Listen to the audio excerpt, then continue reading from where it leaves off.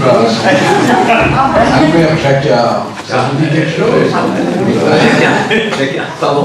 Jacquard, je l'ai cité dans un texte récent académique Sciences Morales et Politiques, dans sa création du monde. Il explique que Dieu s'emmerdait comme un mort et qu'il a créé le monde juste pour ne pas s'ennuyer, pour être surpris. C'est une très belle description. Et alors moi, je vais vous donner quelque chose d'Albert Jacquard qui va très bien avec vous. C'est quand on lui avait demandé, je l'ai déjà raconté il y a 2 jours, parce que nous avons abordé ces choses qui sont au-delà de quelque chose et qui interviennent et qui font que la vérité n'est pas une, en quelque sorte. Eh bien, on lui avait demandé de parler plus ou moins de la mort, et en définitive, il nous avait parlé de la vie. Et pour parler de la vie, il a dit, il y a cette chose qu'on est absolument incapable de mettre en équation, en quantité, etc. Et il l'appelait le phlogistique. Et ce phlogistique, c'était cette chose supplémentaire, indéterminable, qui permettait que les gens croient ceci, cela ou autre, en fait qu'il y avait quelque chose de supérieur à eux, qui leur permettait, comment dire, de... Mais bien sûr, c'est le souffle. Je suis content de vous avoir fait venir comme ça. Un grand plaisir. Ça va. Alors si je comprends bien, le grand baratin s'en va pour ne pas écouter le président du comité consultatif national d'éthique. Moi je ne vois que la vérité en définitive. Donnez-moi un peu de logistique parce qu'en ce moment ça va mal se terminer. Tu ne veux pas m'écouter? Moi, très apprécié me pose une vraie question que les Israéliens, à son sens, sont plus inventifs. En fait, c'est la dernière phrase de ce que j'avais préparé et je le connais parce que je suis passé à votre histoire. C'est qu'en réalité, ils sont capables, selon la tradition, de rêver, c'est-à-dire d'inventer quelque chose qui n'est pas. Et c'est Max-Paul Fouché, c'est la réponse à la question. Max-Paul Fouché disait le chemin le plus direct du point A au point B n'est pas la ligne droite, c'est le songe. Et le songe, c'est la capacité à sortir du monde tel qu'il est prévu, tel qu'il est forcément dans une voie de déroulement. Être capable de rêver autre chose, c'est finalement inventer un nouveau possible. C'est ça. À mon sens, ils sont portés par ça. Pas les seuls, non. Mais en particulier, c'est culturel. À bientôt. Merci. Génial. Alors maintenant, vous avez compte la difficulté d'être président du comité consultatif national d'éthique. En définitive, maintenant, il va falloir que nous appelle ce qu'est le phlogistique. Quelle est cette chose particulière qui fait que dans les lois, eh bien, éventuellement, l'éthique sera acceptable et permettra aux technologies, peut-être, d'être humaines, d'être restées. C'est un grand plaisir d'avoir Jean-François Delpech, parce que il a fait un énorme travail avec les États généraux. Il a été confronté à la vote publique. Il a vu les biais, mais il a ce phlogistique supplémentaire qui fait que par rapport aux futures lois, je suis persuadé qu'il y aura d'autres éléments qui seront proposés, certainement. Je crois, je ne sais pas. Nous allons écouter, c'est un grand plaisir. Merci, bonne nouvelle année à tous. On va dire de santé, et puis peut-être une loi de bioéthique. So for US colleagues, I apologize, but I have to speak in French because my English is not so good, and we are in Paris, so I have also to speak in French for that. My name is Jean-François Delpech. I'm professor of infectious disease, and 2 years ago I have been nominated by the President of the Republic at the President's French National Ethical Committee. Je voudrais discuter avec vous de 3 points. Juste un rappel finalement sur cette période très particulière de 2018 sur les États généraux de la bioéthique qui devraient, et je vous dirai ce que je sais, déboucher sur une loi, mais qui évidemment, vous l'avez tous compris, est reportée dans l'année en raison des événements politiques. Deuxièmement, vous dire à partir de là des premières leçons quand même qu'on commence à tirer, et en particulier sur 2 aspects pour le comité. La première, c'est, et ça va rejoindre le thème du colloque, sur le nouveau corpus de la bioéthique. Quel nouveau corpus? Ça, on l'a vraiment senti, et je voudrais qu'on partage une série de questions avec vous. Et puis la troisième partie sera sur... on a voulu ça comme un exercice de démocratie sanitaire, de démocratie participative, qui laisse la parole aux citoyens.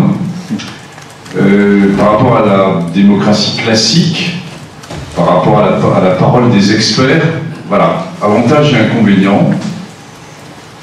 Et vous sentez bien que cette parole des citoyens, dans ce qui est en train de nous arriver en France, hein, qui est terriblement d'actualité, c'est ce qu'elle a fallu réclamer, mais on sent bien l'extrême difficulté. Moi, je vous dirais quelques leçons que j'en ai sorties. Alors, tout d'abord, un premier rappel, mais très rapide, je vous rassure, hein, sur les États généraux. Vous le savez, c'est un modèle français très particulier, hein, de cette révision de la loi bioéthique tous les 7 à 8 ans. D'ailleurs, pour nos collègues américains, j'ai une série de documents en anglais qu'ils pourront avoir, que tu pourras l'envoyer ensuite, et une série de slides aussi possible. Donc, ce modèle particulier, dans lequel moi je suis arrivé très naïf, hein, je n'étais pas un spécialiste de l'éthique, vous le savez, je suis arrivé en me posant la question avec une science qui avance, est-ce que cette révision tous les 6-7 ans, c'est la bonne formule? Bon, je suis plutôt plus convaincu que c'est la bonne formule pour des raisons que je vais vous expliquer. Alors ensuite, la dernière loi avait confié au Comité national d'éthique le fait d'organiser les États généraux. Parce que le législateur avait souhaité que ce ne soit plus le ministère de la Santé qui organise les 3 débats qui avaient eu lieu lors de la révision précédente, mais que ce soit un organisme extérieur, indépendant, autonome, ce qui était plutôt sain, démocratiquement sain. Alors, c'est ce qu'on a fait, le comité ne s'était pas réellement préparé à ça, mais on l'a fait, on a fait le job. Alors, pour ça, c'est vraiment exactement, je dirais, ils sont dans la même position pour ceux qui sont en train de monter le débat national. Hein. Exactement, en janvier l'an dernier, j'étais dans la même position. Comment on monte un débat qui veut aborder une série de questions, comment on sort, comment on veut être indépendant du politique, mais tout en discutant avec lui, parce qu'il y a des enjeux, et quels outils on met en place.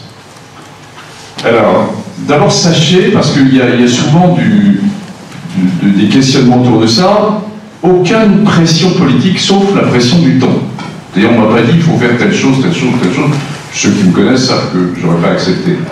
On m'a dit par contre, si vous pouviez rendre la copie à la fois des États généraux et de votre proposition du CCNE à l'automne 2018, car nous voulons déposer la loi en décembre. Tout allait bien à ce moment-là.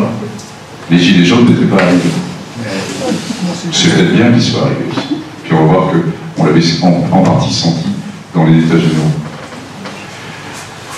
Donc c'est nous qui avons fixé le cadre, c'est nous qui avons fixé le périmètre, avec des séries de grandes questions, classiques autour de la génomique, mais avec des nouvelles questions aussi autour de ce qui a déjà été évoqué, de l'intelligence artificielle, de santé et environnement, avec des questions de ce type, hein, qui sont nouvelles, hein, et qui sont différentes. Et puis, 2 sujets sociétaux, et quand on aborde ces sujets sociétaux, on sait qu'on va au-devant de débats difficiles autour de la procréation en général et de la fin de vie. L'un était difficile, pas l'autre. La fin de vie n'a pas été si difficile que ça, finalement. Alors, les outils, on a mis un site web en place, avec les limites du site web, hein, 850 000 passages, 200 000 passages uniques à peu près, enfin j'arrondis un peu partout, hein.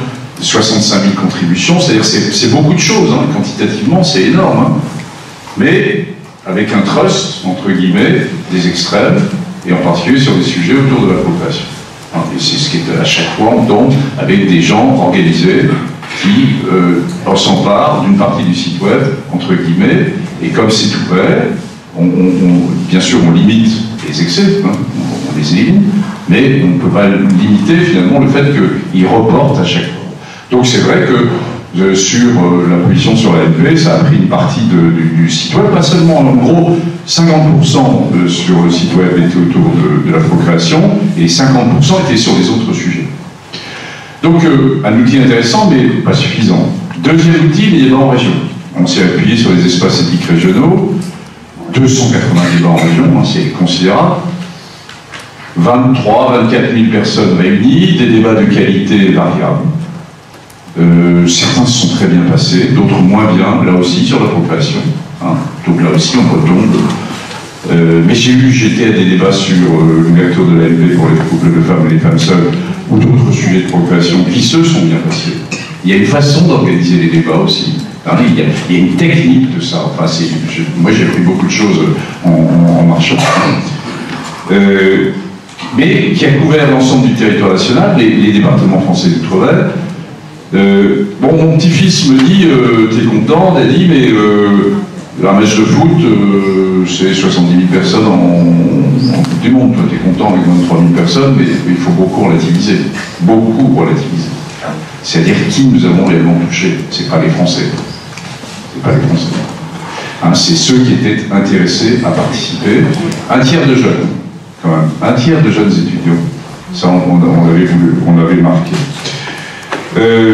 Les auditions, on avait souhaité que cette révision de la loi bioéthique ne soit pas seulement la révision des experts. Moi, je suis un expert. Hein. Je suis un scientifique, je suis un médecin, j'assume mes positions. Mais j'avais souhaité qu'on l'ouvre sur la société civile, très fort, plus. Et on a 180 auditions des sociétés savantes, des sociétés religieuses, des grandes institutions nationales qui apportent en disant voilà ce qu'on voudrait voir changer, nos problèmes. Donc ça fait beaucoup de choses à rassembler. Et puis enfin un comité citoyen qui est tiré au sort. 22 personnes qui ne se connaissent pas, c'était un soir de janvier à peu près il y a un an, un samedi matin, on se retrouve dans un endroit caché dans Paris pour les mettre en dehors de la presse. 11 hommes, 11 femmes, intello, manœuvres, des gens d'origine très différentes, et qui ont un regard critique sur l'ensemble du processus, et qui vont par ailleurs demander à émettre 2 avis, l'un sur la fin de vie, et l'autre sur l'utilisation des génomiques en population générale. Bon, et puis un médiateur qui était Louis Chazelle. Alors, c'est tout ça a duré 4 mois. Aucun des outils n'est bon, ça j'en suis persuadé. C'est la conjonction des différents outils qui permet de commencer à essayer d'avoir une approche un peu citoyenne. Et comme un enfant, je cite souvent l'exemple, il est devant un pulse, il ne comprend rien, et puis au bout d'un moment, le pulse se met en route et on commence à comprendre et à construire, et avec quelques grandes idées qui sont cadrées. Dans le débat actuel, où il y a toute la discussion, est-ce qu'il faut laisser le débat complètement ouvert, hein, vous l'avez entendu, vous l'entendez tous en ce moment sur le débat citoyen, ou est-ce qu'il faut le cadrer? Alors moi, je pense qu'il faut le cadrer. Il faut quand même donner quelques grandes directions, quelques grandes pistes sur lesquelles les gens, puis à partir de là, du cadre et de grandes idées, ils vont pouvoir se libérer, parler d'autres choses, etc. Mais il faut quand même cadrer. La démocratie participative, ça se construit. Hein, c'est pas de la démocratie directe. Alors, on a rendu ensuite la synthèse de tout ça, aussi neutre que possible, et puis le Comité national d'éthique, qui, je vous le rappelle, c'est 40 personnes, uniquement un petit tiers de médecins et de scientifiques, le reste des philosophes, des juristes, des économistes de la santé, des représentants des grands corps de l'État, pas la société civile. Hein, curieusement, au CCA2, la société civile n'est représentée qu'à titre individuel. Je fais partie de la société civile aussi, par certains côtés. Mais en gros, c'est quand même un comité d'experts, un comité d'intellectuels, avec les limites que ça représente. L'intérêt que ça représente, mais les limites que ça représente dans le modèle actuel, et je pense qu'il faut faire évoluer ce modèle pour le faire. Donc, rapport de synthèse, et puis ensuite le CCA2 reprend sa liberté, et vous avez vu qu'on a sorti l'avis 129 au mois de septembre, qui est un avis qui s'appuie sur nos avis antérieurs, sur une série de grands sujets, et qui tient compte de ce qu'on a écouté. Le CCA2 a évolué. J'ai évolué sur certains sujets après avoir écouté ce que pensait la société civile ou ce que pensaient certaines associations de personnes, de patients ou d'usagers des soins. Donc voilà le processus. Alors le processus jusqu'à octobre allait très bien, puisque la loi devait être déposée et il était évident que notre avis 129 était là pour guider, entre guillemets, ce qui devait être mis dans la loi. C'est une séparation entre, finalement, la vision éthique et la vision du politique, mais très clairement, le 129 était là pour guider ce qui aurait pu être mis dans la loi. Et puis, voilà, les événements qui font que cette loi va être décalée, parce que Gilets jaunes, parce que le grand débat national, parce que les élections européennes, des sujets qui restent clivants sur un certain nombre de sujets, et donc probablement une loi qui est maintenant reportée à l'été 2019. Alors après nous, on peut se dire aussi que c'est peut-être pas mal. Moi j'étais pour une certaine forme de continuité, mais c'est mon côté un peu actif, naturel. Mais prendre un temps, peut-être ça va permettre aux choses de se reposer aussi, et puis on va s'apercevoir que l'éthique et la bioéthique c'est important, mais qu'il y a d'autres problèmes sociétaux qui sont là devant nous et qui sont aussi importants, et qui permettront peut-être de relativiser un certain nombre de positions.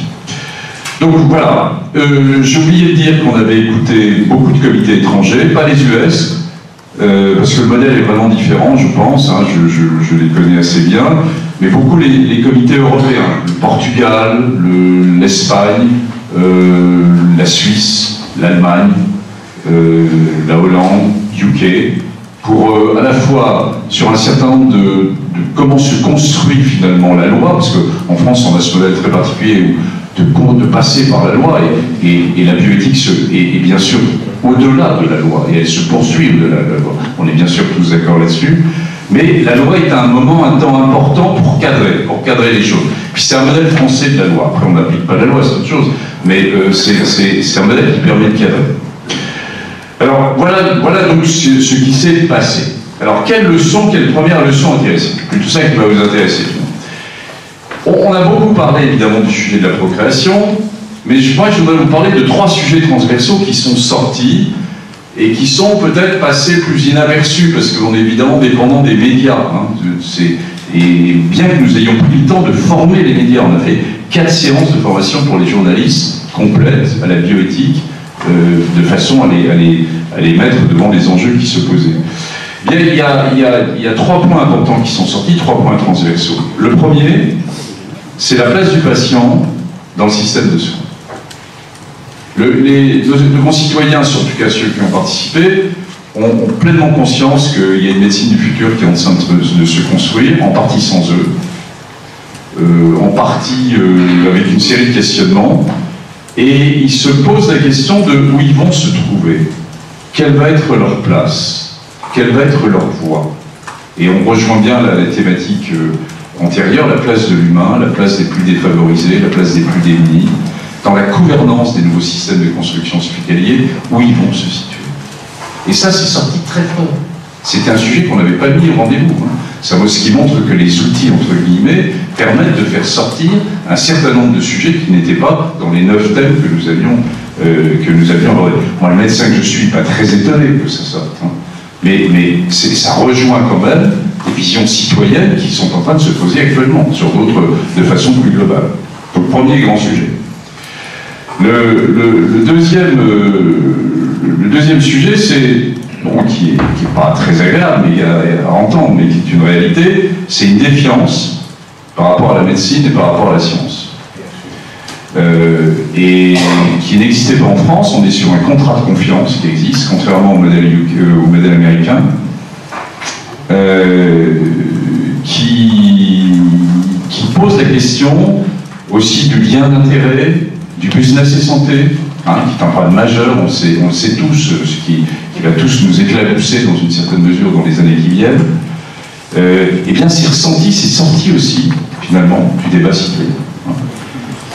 Et je pense qu'il y a urgence, c'est-à-dire que soit on va vers un modèle américain qui a aussi ses avantages, hein. Je ne suis pas en train de dire qu'il est mauvais, mais qui est quand même très très différent, qui n'est pas dans un climat de confiance sur lequel on a construit, comme on a construit le système de santé en France, ou bien on reste à battre. Hein. Donc c'est un point totalement essentiel. Le troisième point transversal qui est sorti, je trouve, là aussi, qui va vous rassurer, si je peux dire, et que je trouve intéressant, eh bien c'est cette discussion permanente entre le désir individuel et une certaine forme d'autonomie, d'accès à l'autonomie, et puis de balance avec une vision plus collective. Et c'est vraiment l'enjeu qu'on a, qui est notre enjeu partout en ce moment, quel que soit le domaine que nous prenons, et où il y a des différences selon les générations, où si on peut opposer en disant on est parti dans un monde égoïste et qui est plus vers l'individu et vers l'autonomie, et qui pense moins au collectif, c'est pas tout à fait vrai. Il y a une série de grandes valeurs de bioéthique partagées, qu'on partage tous dans cette salle, qui sont sorties de la discussion dans les états généraux. Et puis si on se regarde soi-même, cette balance entre l'individuel et le désir individuel et le désir d'autonomie, et puis le souhait qu'on a de participer à des aventures collectives, ben, on l'a tous nous-mêmes, on l'a tous fait. Il y a des moments où on est beaucoup plus individualiste et beaucoup plus individuel, et à d'autres moments on a envie d'être vers une aventure collective. Et voilà, c'est quelque chose qui crée de la tension, c'est évident, parce que derrière ça, il y a toute une série de choses qui se déclinent et qui est sortie de façon très claire. Donc voilà, ces 3 points transversaux sur la place du patient dans cette médecine du futur, où va se situer le patient du futur. Le deuxième point qui est l'individuel vis-à-vis du collectif, et le troisième point d'une défiance vis-à-vis des scientifiques et des médecins, et d'une grande crainte de business et santé, ces 3 points transversaux qui sont sortis des états généraux. Alors maintenant, à partir de là, deux réflexions. L'une, premièrement, sur le nouveau corpus de l'éthique qui se pose à nous, et deuxièmement, sur quelques premiers éléments sur, justement de cette démocratie sanitaire. Le nouveau corpus de l'éthique, bon, on le perçoit tous, hein, sur les très grandes valeurs partagées, la commercialisation du corps, par exemple. C'était relativement clair jusqu'à maintenant. Et puis, jusqu'où va le corps? Est-ce qu'on est en don d'organes classique? Est-ce qu'un bout de génome, c'est un bout de corps? Est-ce qu'un bout de base de données sur un individu dans une grande base de données, c'est aussi un bout du corps? L'éthique peut pas, la réflexion bioéthique, elle ne peut pas rester figée. On parle toujours de l'évolution des technologies, des avancées de la science, et du fait que toute la science n'est pas bonne à prendre à un temps donné, mais on est obligé aussi de s'interroger si notre réflexion vis-à-vis de notre vision éthique, le corpus qu'on a en face de nous, il faut qu'on arrive aussi à mieux le définir. Et ça, c'est une vraie question, et sur laquelle les gens se sont peu aventurés jusqu'à maintenant, parce que c'est dérangeant. Alors, moi, je vais vous citer quelque chose qui me trouble beaucoup. Il y a une très belle équipe à Saint-Antoine. Je vous ai dit que j'étais un chercheur, donc je vais assumer ma position, par certains côtés. Il y a une très belle équipe à Saint-Antoine qui travaille sur le microbiote, avec plusieurs contrats européens. Microbiote, donc vous savez que voilà, c'est l'explosion scientifique de ces dernières années, que c'est considéré comme un des nouveaux organes de régulation finalement assez global. Alors, l'équipe de Saint-Antoine avait besoin de sel, fait passer une annonce début décembre en disant qu'ils ont besoin de donneurs de sel, pas pour des transplantations de sel, hein, de la visée de régénération, mais d'études. Mais ça se fait, les transplantations. Ça se fait, les transplantations. Dans certaines pathologies. Mais là, ils avaient besoin de matériel. Et ils payaient ce matériel. Une somme qui n'était pas très importante, 20 €. Le standard de Saint-Antoine a sauté dans la matinée. Ah. Le microbiote, les sels, soit on dit que c'est rien du tout, qu'on a des sels tous les jours ou tous les 2 jours, que je me le souhaite. Soit c'est une partie du corps. Soit c'est une partie, c'est quelque chose qui est, y compris dans une vision scientifique, est un organe de régulation qui devient essentiel. Eh bien, les gens se précipitent pour 20 €. On est en train de casser, entre guillemets, la non-marchandisation du corps. Donc vous voyez bien que le nouveau corpus nous oblige à nous intéresser. Oubliez cette histoire de sel, parce que si vous avez un souvenir de Delphrécy uniquement avec une histoire de sel, je serais navré avec ça. Mais elle est intéressante. Parce que, d'une part, ça illustre bien le nouveau corpus, et deuxièmement, ça montre aussi Alors je ne sais pas qui était derrière les appels.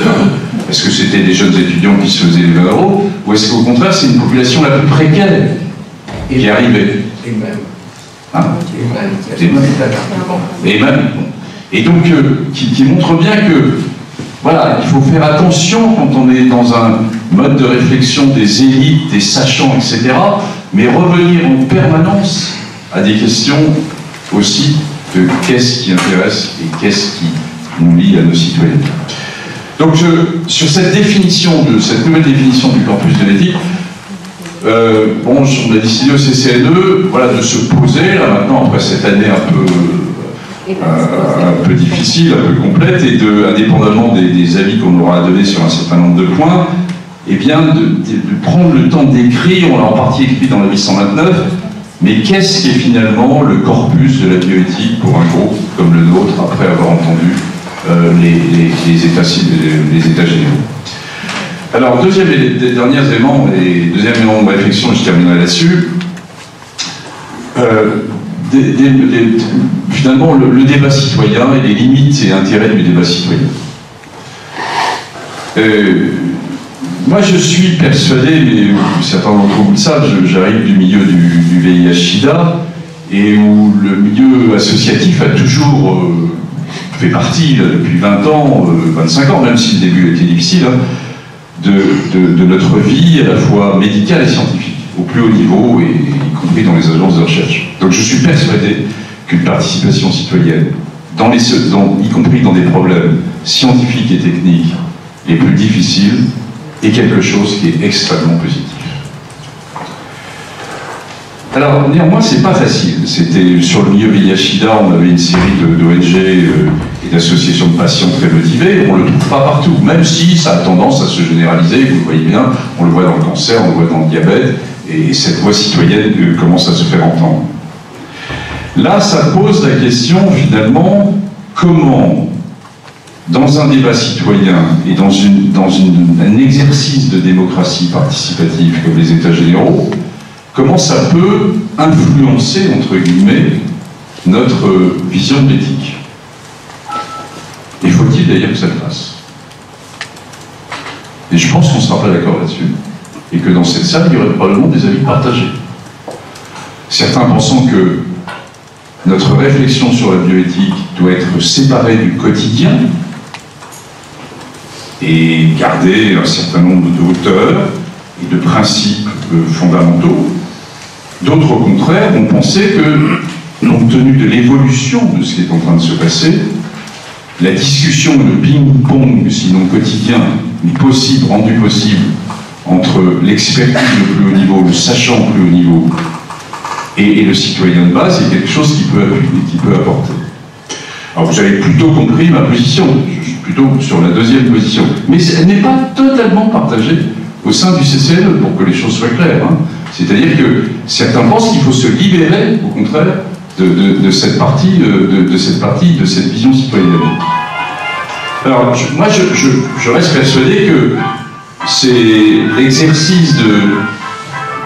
Non, c'est pas grave, c'est un robot. Ouais. C'est un robot. Et c'est un robot, n'est-ce pas? L'exercice de débat citoyen est possible, mais très difficile. Et je souhaite bien du courage à ceux ou à celles, je ne sais pas qui finalement va prendre le lead, sur le débat national qui va s'ouvrir. Bien sûr. Parce que il y a une certaine forme de... je pense qu'il y a en France une vraie volonté de reconnaître qu'il faut savoir écouter le citoyen de base plus qu'on l'a fait jusqu'à maintenant, et de l'autre côté, reconnaître que les élites et les sachants doivent se remettre en cause. Je pense qu'il n'y aura pas d'énormes difficultés à ça. Mais une fois qu'on a dit ça, comment le fait-on? Comment le construit-on? Et j'ai bien vu la différence, moi, dans ce sujet de bioéthique, mais qui est finalement un premier élément de débat de démocratie sanitaire plus large, hein, de façon plus globale. comment les sujets sociétaux sont les plus difficiles.